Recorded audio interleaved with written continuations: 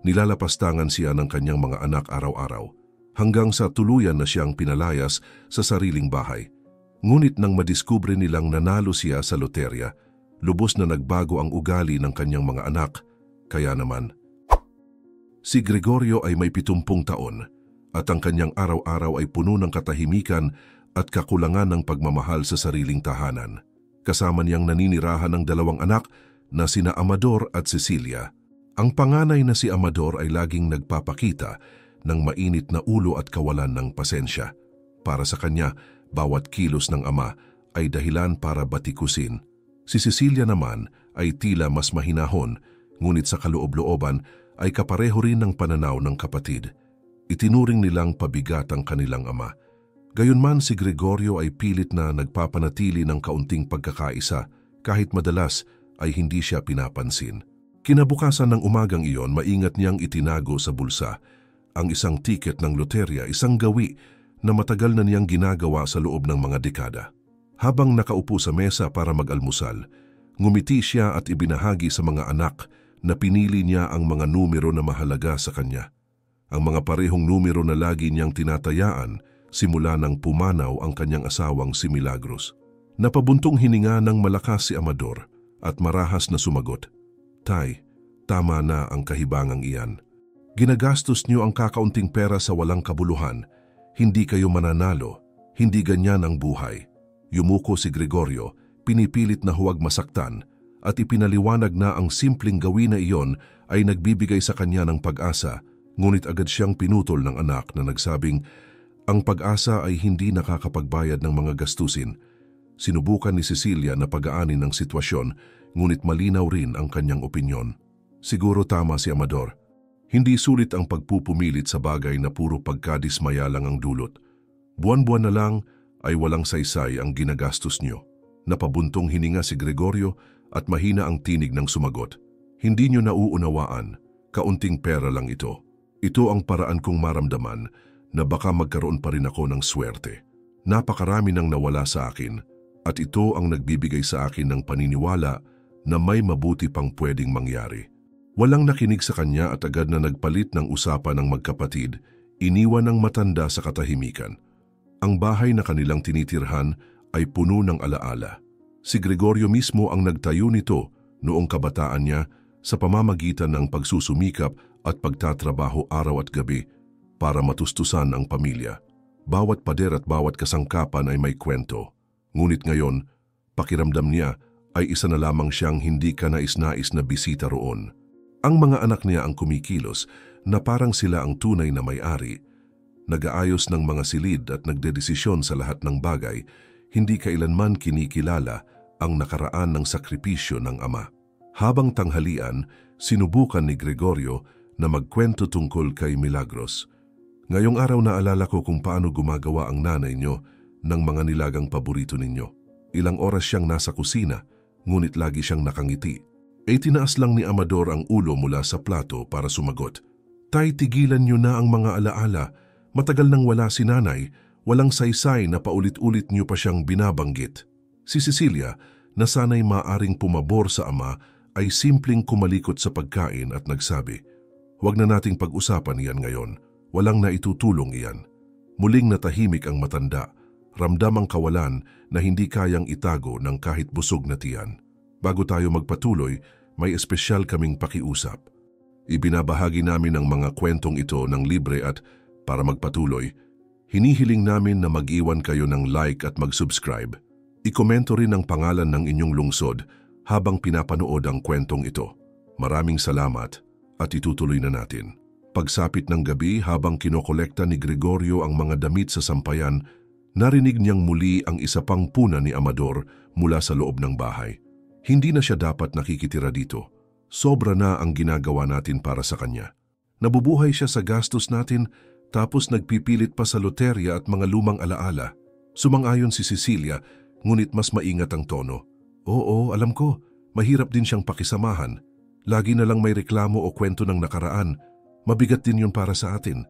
Tahimik na bumalik si Gregorio sa loob na parang hindi nila napansin ang kanyang presensya. Nagpanggap siyang walang narinig.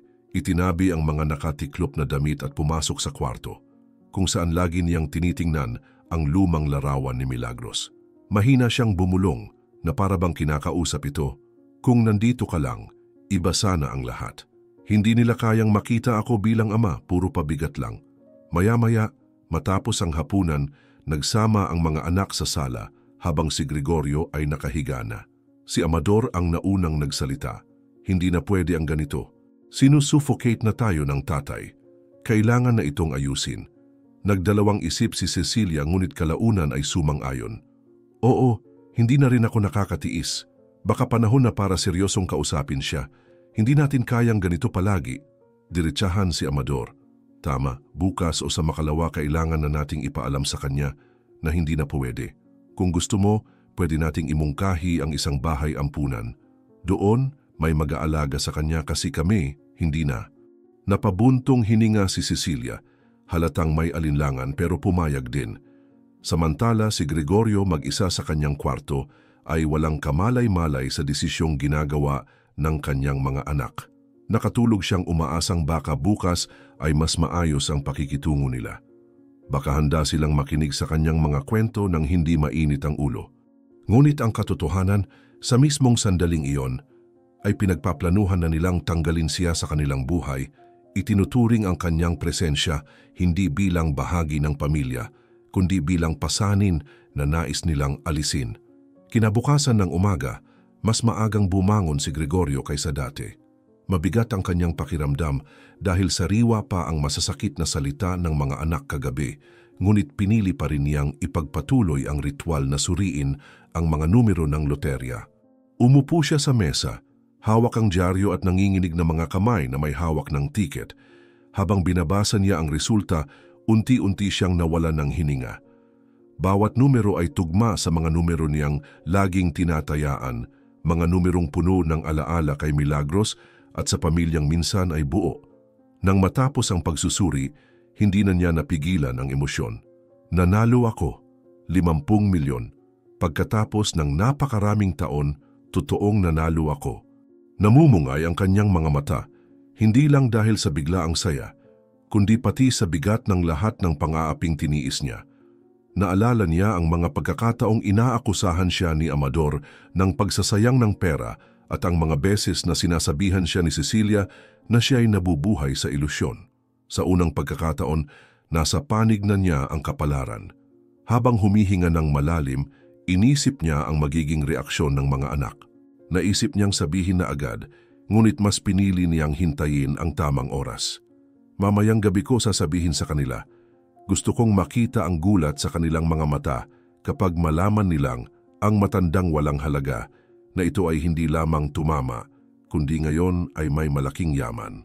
Umusbong ang bahagyang ngiti ngunit agad itong naputol nang marinig ang malamig na tinig ni Amador mula sa sala.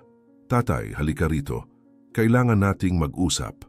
Dahan-dahang tumayo si Gregorio, patuloy na inaalagaan ang tiket sa kanyang bulsa. At naglakad patungo sa sala, kung saan nakaupo ang dalawang anak na seryoso ang mga mukha. Si Amador ang nagsimula, walang paligoy-ligoy. Hindi na namin kayang mabuhay ng ganito. Isa kang pabigat sa loob ng bahay na ito. Palagi kang nagrereklamo, laging bumabalik sa nakaraan at inuubos ang pera sa loto. Hindi na maaari. Sinikap ni Cecilia na gawing mas banayad ang pananalita, ngunit masakit pa rin ang dating. Matagal naming pinag-isipan, tatay. Marahil mas mabuti para sa lahat kung pupunta ka sa bahay ampunan. Doon may mag-aalaga sa iyo at hindi na tayo magkakaroon ng mga pagtatalo. Nanlaki ang mga mata ni Gregorio, hindi makapaniwala sa narinig. Huminga siya ng malalim at sumagot ng nanginginig ang tinig. Kaya ko pa ring makatulong. Marunong pa akong magluto, mag-alaga ng bahay at kaya ko pang magbigay ng kaunting ambag. Ngunit hindi siya binigyan ng puwang ni Amador. Wala nang saysay, tatay. Ayaw na namin. Kailangan mong maintindihan na tapos na ang panahon, hayaan mo na kaming mamuhay ng payapa. Tumingin si Gregorio kay Cecilia na may pag-asang may awa pa ito, ngunit umiwas lang ang anak na babae. Hindi rin ito madali para sa amin, pero hindi na namin kaya. Kailangan mong tanggapin. Para bang naglaho ang lupa sa ilalim ng kanyang mga paa. Nanahimik siya, wala nang lakas para ipilit. Malaki ang kanyang pagkadismaya, ngunit may isang bagay na mas matibay na bumabalot sa kanyang dignidad, ang sikreto sa kanyang bulsa.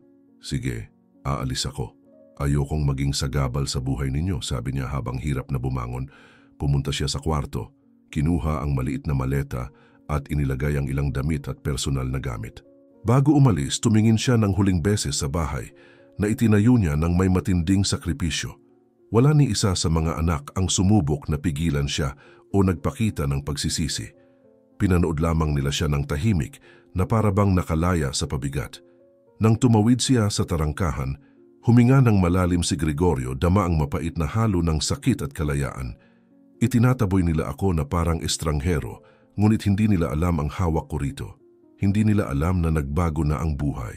Naglakad siya sa kalsada ng mabagal, mahigpit na hawak ang maleta. Hinahampas ng hangin ang kanyang mukha habang iniisip niya ang lahat ng pinagdaanan. Lagi akong nagtrabaho para ibigay ang pinakamabuti sa kanila. Ako ang nandoon nang mamatay ang kanilang ina. Ako ang nagpalaki, nagtaguyod, nagsakripisyo. At ngayon tinatrato akong walang silbi. Biglang bumalik sa isip niya si Milagros na parabang naroroon pa rin sa tabi niya upang palakasin siya. Kung nabubuhay ka pa, Milagros, hindi mo hahayaang mangyari ito. Pero hindi ako luluhod, hindi ko ipapakita ang kahinaan, hindi pa nila nararapat malaman. Habang naglalakad, nadaanan niya ang ilang kapitbahay na bumati ng mabilisan. May ilan na tumingin sa kanya ng may awa. Napansin ang kanyang lungkot, ngunit walang lumapit upang kumustahin. Nagpatuloy lamang siya, iniisip kung paanong ang buhay ay maaaring maging malupit at kasabay nito magbigay ng hindi inaasahang biyaya. Sa loob niya naramdaman ang apoy ng dignidad na muling pinasiklab ng kanyang panalo. Hindi ko ito sasayangin. Hindi ako magiging taong magyayabang. Gusto ko lamang ng tahimik at maayos na buhay. At higit sa lahat, gusto kong gamitin ito para sa mas mahalaga. Pagkaraan ng ilang block, huminto siya sa harap ng isang bangko. Tumitig siya sa pinto na parang iyon ang simula ng panibagong kabanata. Hinawakan ng mahigpit ang tiket sa bulsa at bumulong sa sarili. Dito magsisimula ang lahat. Itinaboy nila ako na parang pabigat, pero ngayon makukuha ko ang patunay na hindi ako kailanman naging walang silbi. May pagkakataon na akong mabuhay ng totoo. Sa matatag na hakbang, pumasok siya sa bangko, dama ang mabilis na tibok ng puso. Lumipas ang ilang araw mula nang lumabas si Gregorio sa kanilang bahay na nakayuko, ngunit determinado na hindi yumuko sa pagtanggi ng kanyang mga anak. Gamit ang bahagi ng pera na hawak na niya ngayon, bumili siya ng bagong tahanan sa isang tahimik na baryo. Ang bahay ay hindi marangya at hindi kapansin-pansin, ngunit ito ay malinis, maluwang at may maliit na hardin sa harapan. Pagpasok niya dala ang kaunting gamit, tumingin siya sa paligid at bumulong. Dito ako makakapagsimula muli. Hindi ko kailangan ng marami, sapat na ang kapayapaan. Maingat niyang inayos ang mga bagong biling kasangkapan. Isang mesa na gawa sa kahoy, 2 upuan, isang matibay na kama, isang simpleng aparador at maliit na kalan. Iniiwasan niyang sumobra dahil hindi niya nais mamuhay na puno ng bagay na walang tunay na halaga. Araw-araw ay inaangkop niya ang kanyang bagong ritmo. Sa umaga, naghahanda siya ng mainit na kape at tinapay, umuupo sa mesa at tahimik na nagpapasalamat na may sapat siyang pagkain at kapayapaan. Pagkatapos ay lalakad siya sa mga kalye ng baryo, pinagmamasdan ng mga kapitbahay na nag-aalaga ng kanilang tahanan, pinapakinggan ang ingay ng mga batang naglalaro sa malayo. Umuuwi siyang may payapang mukha, bagaman sa kaloob-looban ay ramdam pa rin ang matinding pag-iisa. Mag-isa ako ngunit sa wakas humihinga ako ng walang naririnig na reklamo. Masakit ang kalungkutan, pero kaya kong tiisin basta't alam kong ako ang pumipili ng aking landas, bulong niya sa sarili. Sa hapon, inilalaan niya ang oras sa maliit na hardin. Nagtanim siya ng mga bulaklak na paborito ni Milagros, ang kanyang yumaong asawa. Habang dinidiligan ng mga halaman, mahina siyang nagsasalita na parang kausap pa rin ito. Magugustuhan mo ito, Milagros. Hindi ito mansyon pero ito'y tahanan. Sa loob ng maraming taon, mag-isa akong lumaban at ngayon ibinalik ng buhay ang kaunting ginhawa na nararapat para sa atin. Tanging ikinalulungkot ko ay wala ka rito para makita. Masakit ang alaala, ngunit nagbibigay din ito ng aliw. Pakiramdam niya ay hindi siya nag-iisa. para bang naroroon pa rin ang kanyang asawa sa ibang paraan. Sa mga unang araw, nagsimulang isipin ni Gregorio kung paano gagamitin ang bahagi ng kanyang yaman. Nagpasya siyang hindi ito ipapaalam at hindi hahayaang malaman ng kapitbahayan. Nagtabi siya ng malaking halaga para tulungan ng palihim ang ilang institusyon ng kawanggawa. Hindi dapat para sa akin lang ang perang ito. Maraming taong mas naghihirap. Kung kaya kong bawasan ang sakit ng iba, iyon ang dapat kong gawin, isip niya. Nanatili itong lihim dahil alam niyang kapag nalaman ng kanyang mga anak, makikita lang nila ito bilang dahilan ng panibagong puna o interes. Habang si Gregorio ay nag-aangkop sa bagong buhay, nanatili sina Amador at Cecilia sa lumang bahay. Kumbinsido na sa wakas ay nakamtan nila ang kapayapaan nang wala ang presensya ng kanilang ama. Ngunit agad nilang napansin na nagsimulang mag-ipon ang mga bayarin. Kahit hindi maluho, si Gregorio ay tumutulong pa rin noon sa maliliit na gastos ng bahay habang nakatira kasama nila. Nang mawala ang tulong na iyon, ang bigat ng pinansyal na pasanin ay tuluyang bumagsak sa kanilang dalawa. Sa isang gabi ng pagtatalo, nagsalita si Amador ng may pagkainip. Tingnan mo kung gaano kahirap ngayon na wala na ang matanda rito. Alam ko na may silbi pa rin siya kahit papaano, kahit na lang sa pagbabayad ng mga bayarin. Sumagot si Cecilia na pilit tinatago ang inis. Hiniling natin na umalis siya dahil hindi na natin kaya, hindi dahil sa pera. Kailangan na lang nating humanap ng paraan. At sa totoo lang, palagi naman siyang nag-aaksaya sa loto. Hindi siya tunay na nakatulong. Tumawa si Amador ng may pangungutya. Yung katawa-tawang bisyo niya sa pagtaya. Lagi kong iniisip na dahilan lang iyon para gumastos. Naniniwala siyang darating ang araw na mananalo siya. Nakakatawa pang ang isipin kasi wala namang nanalo dito sa atin ng ganun. Kung aasahan natin yung perang iyon, matagal na tayong gutom ngayon. Sumang-ayon si Cecilia na alala ang mga pagkakataong pinupuna ang kanilang ama. Tama, lagi siyang nangangarap, laging sinasabi na kakatok ang swerte sa pinto. Hindi niya kailanman naintindihan na wala namang swerte. Makalipas ang ilang oras, naupo silang dalawa para manood ng telebisyon. Isang lokal na balita ang biglang sumingit sa programa dala ng espesyal na anunsyo. Nakangiti ang tagapagbalita habang sinasabi, "Sa malaking sorpresa, ipinapaalam namin na may nanalo na mula sa ating bayan ng premyong 50 milyon sa pambansang loto." Nagkatinginan ng magkapatid at nagsimulang tumawa. Sabi ni Amador ng may pangaasar, "Aba, sa wakas may nanalo." Siguradong hindi na alam ng taong iyon kung anong gagawin sa dami ng pera. Tumawa rin si Cecilia at nagdagdag, "Kung ako iyon, may buong listahan na ako ng bibilhin." Nakakatawa isipin na buong buhay tumaya si tatay pero walang nakuha. Baka ngayon, matuto na siya na puro aksaya lang iyon. Habang sila'y tumatawa, nagpatuloy ang tagapagbalita. At sa ikinagulat ng lahat, ang malaking nanalo ay isang matagal ng residente ng ating bayan, kilala dahil hindi kailanman tumigil sa pagtaya kahit sa kabila ng mga puna. Ang pangalan ng nagwagi ay si Gregorio. Sa mismong sandali, biglang nawala ang kanilang halakhak. Nanlaki ang mga mata ni Amador at sumigaw, "Ano? Imposible. Ang matandang yon ang nanalo ng 50 milyon at hindi man lang sinabi sa atin." Napakapit si Cecilia sa bibig, gulat na gulat at pabulong na nagsabi, "Hindi ako makapaniwala, totoo pala." Pagkatapos ng lahat ng sinabi natin, pagkatapos ng lahat ng pagtawag natin sa kanya na hangal, siya pala ang nanalo. Napuno ng katahimikan ang sala sa loob ng ilang segundo. Tumayo si Amador na galit, naglalakad pa ikot-ikot. Hindi ito katanggap-tanggap, itinago niya ito sa atin. Dapat atin din ang perang iyon, mga anak naman tayo niya. Si Cecilia, pilit pa ring nagtatatag ng isip, nagsalita ng may pagkalkula. Mas mabuting huwag tayong magpadalos-dalos. Kailangan nating mag-isip.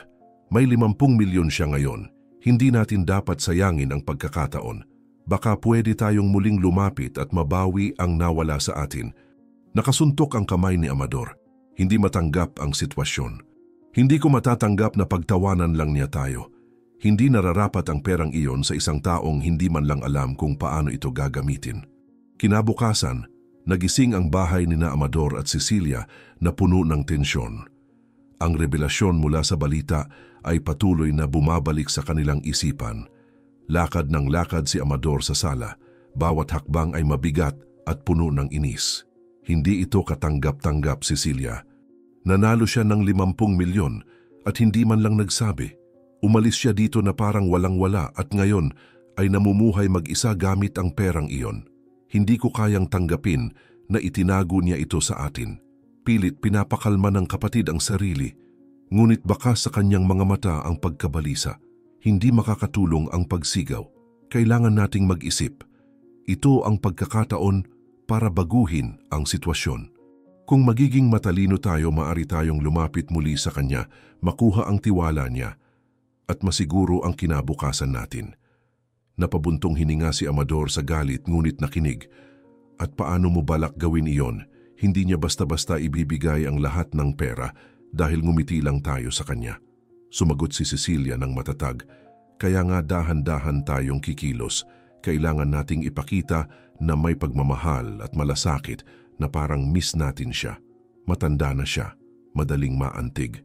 Ang kailangan lang ay malaman kung saan siya nakatira ngayon.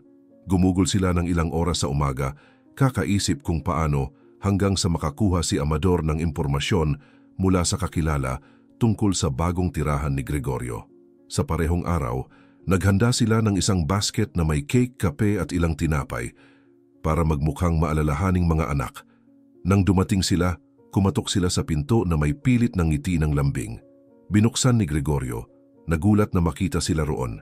"Anong ginagawa ninyo rito?" tanong niya ng pigil ang boses.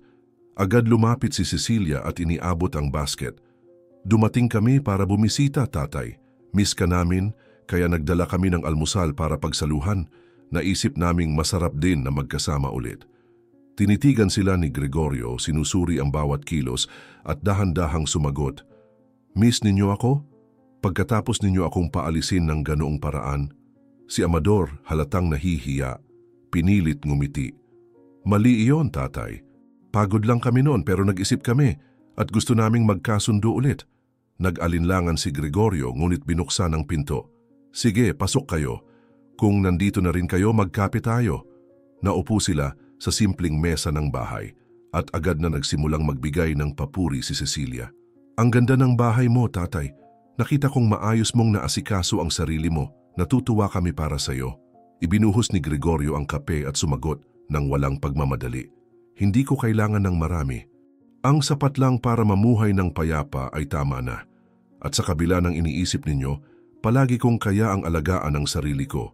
Pilit tinatago ni Amador ang pagkabalisa, ngunit hindi nakapagpigil at nagsabi, "Gusto naming bawiin ang oras na nawala, tatay. Kalimutan mo na ang nangyari. Ngayon gusto naming maging mas malapit." Tumango lamang si Gregorio, walang ipinakitang emosyon. Sa mga sumunod na araw, naging madalas ang kanilang pagbisita. Dumadating sina Amador at Cecilia na may dalang cake, prutas o tinapay. Palaging sinasabing simpleng tanda lang ng pagmamahal. Inaanyayahan nila ang ama na lumabas, kumain sa labas o maglakad-lakad sa bayan. "Tay, kami ang taya ngayon, huwag ka nang mag-alala," malumanay na sabi ni Cecilia. Ngunit si Gregorio na nanatiling matatag ay palaging sinisiguradong babayaran niya kahit man lang ang sarili niyang bahagi. "Ayokong gumastos kayo para sa akin. Kaya kong tustusan ang sarili ko. Kung kakain tayo sa labas, kanya-kanyang bayad." Nagkakatinginan ang magkapatid, kunwaring tanggap, pero sa loob-loob nila ay nainis sila sa ugali ng kanilang ama. Sa bawat pagbisita, palihim na bumubulong si Amador sa kapatid kapag silang dalawa lang. Inosente siya, nahuhulog sa bitag natin. Nagpapakita tayo ng kabaitan, nagdadala ng mumurahing regalo at naniniwala siyang nagmamalasakit tayo. Hindi magtatagal at makukuha natin ang gusto natin. Sumasang-ayon si Cecilia, ngunit nagpapaalala, "Huwag tayong magmadali. Kailangan pa rin nating ipakita ang atensyon. Huwag munang banggitin ang tungkol sa pera. Dapat paniwalaan niya na totoo ang aming malasakit." Ngunit hindi kasing inosente ng akala nila si Gregorio. Bawat kilos at bawat salita ng mga anak ay maingat niyang pinagmamasdan. Alam niyang may nakatagong interes, ngunit pinili niyang huwag muna silang harapin. Tahimik siyang nag-isip. Akala nila nalilinlang nila ako. Hindi nila alam na nakikita ko ang bawat galaw, bawat tingin. Pero maghihintay ako. Gusto kong malaman hanggang saan sila aabot. Isang hapon, habang magkasama silang naglalakad, Nagsalita si Amador na parang kaswal lang. Tay, masarap kayong makita na masaya ng ganito. Hindi ko akalaing makakasanay kayo agad na mag-isa. Tinitigan siya ni Gregorio at matatag na sumagot. Kaya ko laging makasanay. Kayo lang ang hindi naniwala. Agad na sumingit si Cecilia upang pag-aanin ang sitwasyon. Huwag na kayong magsalita ng ganyan, Tay. Ang mahalaga ay magkasama na ulit tayo ngayon. Ngumiti lamang ng bahagya ang matanda, ngunit sa loob niya ay alam niyang malinaw ang ibig sabihin ng lahat ng iyon. Lumipas ang mga linggo at tila mas nagiging malapit ang kanilang relasyon. Sa mata ng mga kapitbahay, tila mga anak silang mapagmahal na regular na bumibisita sa kanilang ama, dala ang malasakit at atensyon. Ngunit sa isip ni Gregorio, ibang-iba ang katotohanan. Pera lang ang habol nila, wala nang iba. Hindi nila sinasabi dahil akala nila hindi ko napapansin. Ngunit hinahayaan ko lang dahil kailangan kong makita kung hanggang saan sila handang pumunta. Gusto kong makatiyak kung ano talaga sila. Habang nag-uusap sina Amador at Cecilia nang sila lang matapos ang isa sa mga pagbisita, mas lalo pang bumukas ang kanilang pagkukunwari. Hindi siya tatagal ng matagal, matanda na siya, malungkot. Hindi magtatagal at kakapit siya sa atin at ibibigay ang kailangan natin, sabi ni Amador nang may kumpiyansa. Sumasang-ayon si Cecilia, ngunit dinugtungan. Kahit tumagal pa, magpapatuloy tayo. Kailangan maging atin ang perang ito. Ang kailangan lang ay panatilihin ang palabas. Sa labas, naglalakad na si Gregorio sa hardin, nakatingin sa mga bulaklak ni Milagros at nagmuni-muni. Akala nila, mahina ako at madaling manipulahin. Ngunit hindi nila alam na bawat kilos nila ay nagpapatibay lang ng alam ko na. Nandito sila para sa pera, hindi para sa akin. Hihintayin ko ang tamang oras para ipakita na hindi ako hangal. Makalipas ang ilang linggo mula noong unang pagbisita, naging madalas na ang presensya ni Amador at Cecilia sa bahay ni Gregorio. Dumarating sila ng walang paalam, binubuksan ang tarangkahan na parang sila ang may-ari at inuuko pa ang sala na tilaka nila. May mga bagong gawin na rin silang dala. Sa halip na simpleng tinapay o prutas, dumadating na sila na may kasamang magasin ng negosyo at mga polyeto ng pamumuhunan. Habang nagkakape, masigla silang nag-uusap tungkol sa mga posibilidad na palaguin ang yaman ng kanilang ama. Si Amador laging direkta ay nagsabi, Tay, sobrang dami ng perang nakatenga. Kung ilalagay niyo sa mga ari-arian, madodoble ang halaga niyan sa loob lang ng ilang taon. Dinagdagan ni Cecilia sa malumanay na tinig, o sa mga pondo mas ligtas yun. Hindi nyo kailangang mag-alala sa anuman, kami ang bahalang mag-asikaso para sa inyo. Tahimik lamang na nakinig si Gregorio, maingat na inoobserbahan ang bawat detalye, ngunit sagot niya ay maiikling linya lamang. Pag-iisipan ko, hindi ako nagmamadali. Mabuti ang pera kung nasaan siya. Paulit-ulit ang ganitong asal sa bawat pagbisita. Kailanman ay hindi sila humingi ng tawad, hindi nila binanggit ang ginawa nilang pagpapaalis sa kanya mula sa bahay. Ang usapan ay umiikot lang sa tubo, negosyo at kita. Maliwanag kay Gregorio na ang kasakiman ay lalo pang tumitindi sa bawat salita at sa loob-loob niya ay kinukumpirma ang kanyang hinala. Hindi nila iniisip ang kapakanan ko, pera lang ang nais nila. Hindi nila tinatanong kung masaya ako. Kung may kulang sa akin, hindi nila inaalala si Milagros. Hindi nila binabanggit ang pamilya, negosyo lang. Gayunpaman, nanatili siyang kalmado, hinayaan ang mga anak na maniwala na hawak nila ang sitwasyon. Isang gabi, inimbitahan niya ang dalawa para sa hapunan. Naghanda siya ng simpleng pagkain, ayon sa kanyang nakasanayan, at nagsilbi ng alak. Sa simula, tila maganda ang samahan. Ngunit si Amador, hindi kayang itago ang pagkayamot. Matapos ang ilang usapan tungkol sa pamumuhunan, ibinagsak niya ang baso sa mesa at marahas na sinabi, Tay, dapat kilalanin niyo kung sino ang nandito para sa inyo sa lahat ng oras. Kami ang nag-alaga sa inyo, kahit sa kabila ng lahat ng hirap. Makatarungan lang na bigyan niyo kami ng bahagi ng perang iyan ngayon. Tinitigan siya ni Gregorio, hindi tinaasan ang boses, at nagtanong, Nag-alaga kayo sa akin, iyan ba ang alaala niyo sa ginawa niyo? Agad na sumingit si Cecilia upang pakalmahin ang sitwasyon. Hindi ganun, Tay. Ang ibig sabihin ng kapatid ko ay may obligasyon tayong magkakasama. Pamilya tayo at dapat lang na ibahagi niyo ng kaunti ang swerte ninyo sa mga laging nandito. Ibinaba ni Gregorio ang kubyertos at malalim na huminga. Laging nandito? Nang mawala ang nanay niyo, ako ang naiwan para palakihin kayong dalawa. Nagtrabaho ako ng walang tigil, ibinigay ko ang lahat ng kaya kong ibigay. At nang tumanda ako, nang ako naman ang nangailangan ng suporta, ano ang tinanggap ko?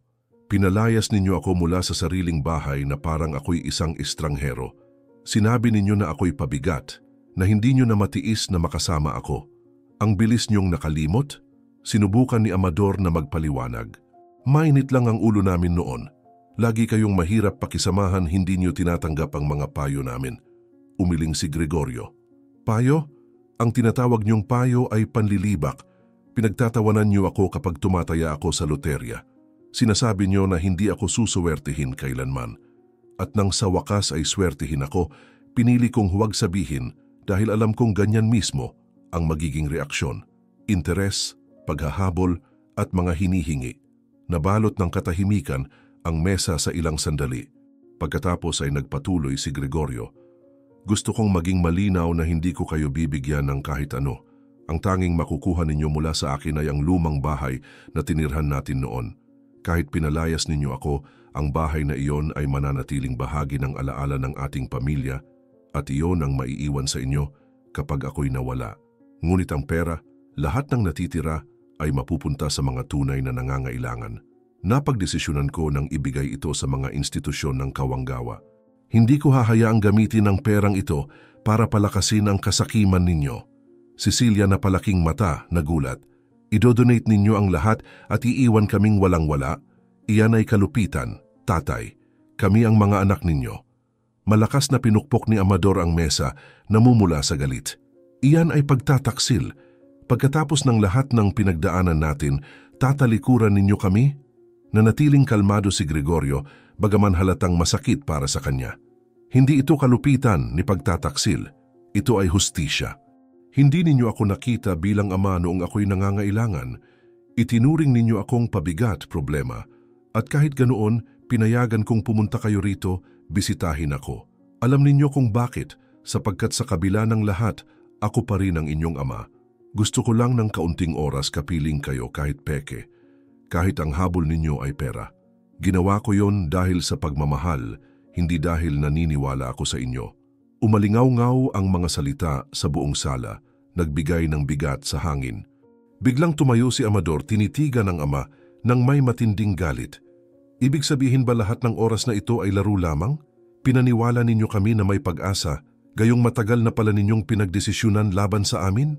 Sumagot si Gregorio nang walang pag-aalinlangan. Hindi ito laro, ito ang huli kong pagsubok na makasama ang aking mga anak kahit pansamantala lamang at kahit dahil lang sa interes. Ngunit ngayon malinaw na wala kayong pagsisisi, tanging kasakiman lamang. At pinatutunayan lang nito na tama ang aking pasya. Pinahid ni Cecilia ang luhang umaagos, ngunit halatang puno ng pagkadismaya ang kanyang tinig.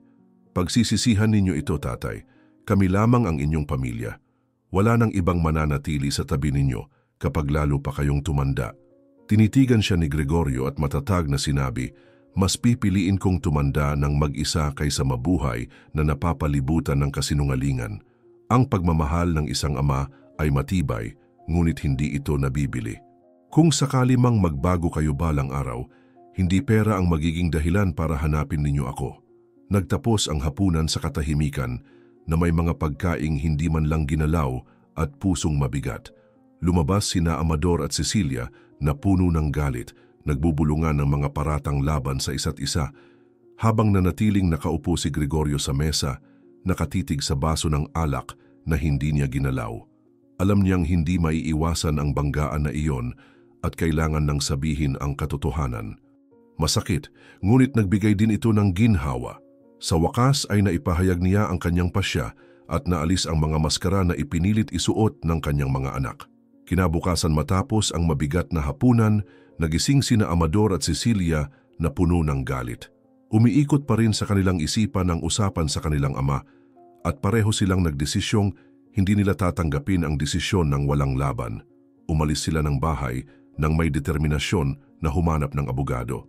Sa opisina, detalyado nilang ipinaliwanag ang nangyari, pilit na iginigiit na may karapatan sila sa yaman ng kanilang ama. Galit na pahayag ni Amador, hindi niya pwedeng ipamigay lahat sa mga estranghero at iwan ang sariling pamilya. Kami ang mga anak niya, dapat kami ang tumanggap ng mana habang siya'y nabubuhay pa.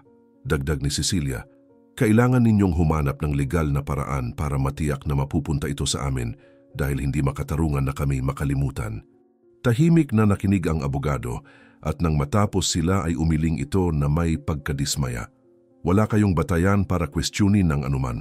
Sa kanya ang pera at maaari niyang gawin ang gusto niya rito. Walang batas na nag-uutos na suportahan ng isang ama ang mga anak na nasa hustong gulang, lalo na matapos ninyong itaboy siya. Sa halip na mag-isip ng demanda, mas mabuting pagnilayan ninyo ang kahihiyang nagpatalsik kayo ng sariling ama. At ngayon ay pera na lang ang habol. Kung gusto ninyo ng payo ko, subukan ninyong ibalik ang natitirang dignidad. Dahil sa korte wala kayong laban, matitigas ang mga salita, ngunit eksakto. Namula si Amador, puno ng inis at malakas na sinabi, walang alam ang taong iyan, maghahanap tayo ng ibang abogado. Ngunit nakayuko lamang si Cecilia, alam niyang totoo ito. Gayunpaman, nang lumabas sila ng opisina, hindi nila inamin ang kasalanan. Nagpatuloy silang nagtatalo, sinisisi si Gregorio sa lahat. Bulong ni Amador, inilagay niya tayo sa patibong, palagi niyang plano na alisin tayo.